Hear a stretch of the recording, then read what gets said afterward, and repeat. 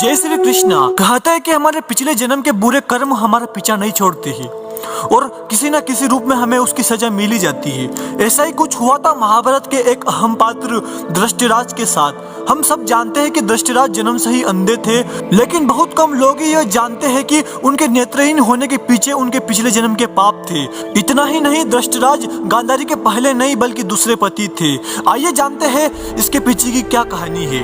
अपने पिछले जन्म में धृष्टराज थे एक दुष्ट राजा। कहा जाता है कि अपने पिछले जन्म में धृष्टराज एक राजा था जो बहुत ही अत्याचारी और दुष्ट था।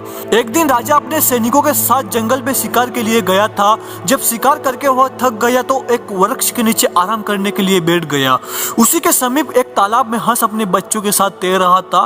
राजा को उस हंस की खुशी देखी नहीं गई और उसने अपने सैनिकों को आदेश दिया कि वह फौरन ही उस हंस की आंख फोड़ दे और उसके बच्चों को भी मार डाले। राजा की आज्ञा का पालन कर उसके सैनिकों ने बड़ी ही बेरहमी से उस हंस की आंखें फोड़ दी और उसके बच्चों को भी मार डाला।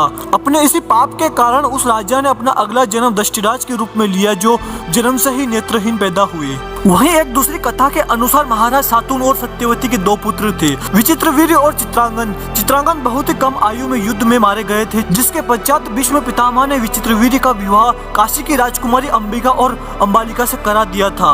विवाह के कुछ समय बाद ही विचित्रवीर्य की तबीयत खराब रहने लगी। लंबे समय तक बीमारी से जूझने के बाद उन्होंने भी दम तोड़ दिया। अब सत्यवती के सामने प्रश्न खड़ा हो गया कि आखिर उसका वंश आगे कैसे बढ़ेगा और सारा राजपाट कौन संभालेगा। सत्यवती महर्षि वेदव्यास के पास अपनी समस्या लेकर गई। उसकी व्यथा सुनकर महर्षि उसकी सहायता हेतु तैयार हो गए, जिसके बाद उनकी दिव्य शक्ति से अंबिका और अंबालिका दोनों को पुत्र प्राप्त हुए। कहते हैं जब वेदव्यास अंबिका और अंबालिका को अपनी दिव्य शक्ति प्रदान कर रहे थे तो अंबिका ने उनके डर से अपनी आंखें बंद कर ली थी, इसलिए उनकी संतान यानी धृष्टराज नेत्रहीन पैदा हुए। वहीं दूसरी ओर अंबालिका का शरीर भय से पीला पड़ गया था, इसलिए उसे पुत्र के रूप में पांडु प्राप्त हुए, जो जन्म से ही कमजोर थे। धृष्टराज का विवाह हुआ गांधारी से। गांधार नरेश सुबाला की पुत्री गांधारी से धृष्टराज का विवाह हुआ था। माना जाता है कि जब गांधारी को पता चला कि उसका पति नेत्रहीन है तो पत्नी धर्म निभाते हुए उसने भी अपनी आंखों पर पट्टी बांध ली और आंखें रहते हुए भी आजीवन नेत्रहीन बनी रही। गांधारी और धृष्टराज के 100 पुत्र और एक पुत्री हुई। इन सब में दुर्योधन सबसे बड़े थे। जब गांधारी के पिता और भाइयों के धृष्टराज ने की हत्या। हम सब जानते हैं कि महाभारत का भीषण युद्ध पांडवों और कौरवों के बीच हस्तिनापुर के राजपाट को लेकर उनके बीच बिगड़ते रिश्ते की वजह से हुआ था। लेकिन क्या आप यह जानते हैं कि इस युद्ध की नींव तो पहले ही गांधारी के परिवार वालों ने रख दी थी। एक कथा के अनुसार विवाह से पूर्व धृष्टराज को इस बात का पता नहीं था कि गांधारी की कुंडली में कोई दोष होने की वजह से उसका विवाह पहले एक बकरे से कराया गया था और बाद में उस बकरे की हत्या कर दी थी।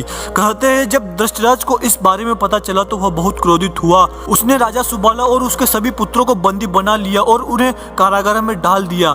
धृष्टराज ने उन्हें कारागार में तरह तरह की यातनाएं दी। वह उन्हें खाने को नहीं देता और जब देता तो केवल एक मुट्ठी चावल। भूख से तड़पकर एक एक कर उनके सभी पुत्रों की मृत्यु हो गई, लेकिन उनका सबसे छोटा पुत्र शकुनी अभी जीवित था। ऐसा इसलिए क्योंकि धृष्टराज द्वारा दिया हुआ वह एक मुट्ठी चावल सुबाला अपने पुत्र शकुनी को खिला देता था ताकि वह जिंदा रह सके और इस कष्ट का बदला ले सके। जब सुबाला का अंतिम समय आया तब उसने अपने पुत्र शकुनी को आदेश दिया कि वह उसकी रीढ़ की हड्डी के पास से बनाकर अपने पास रख ले।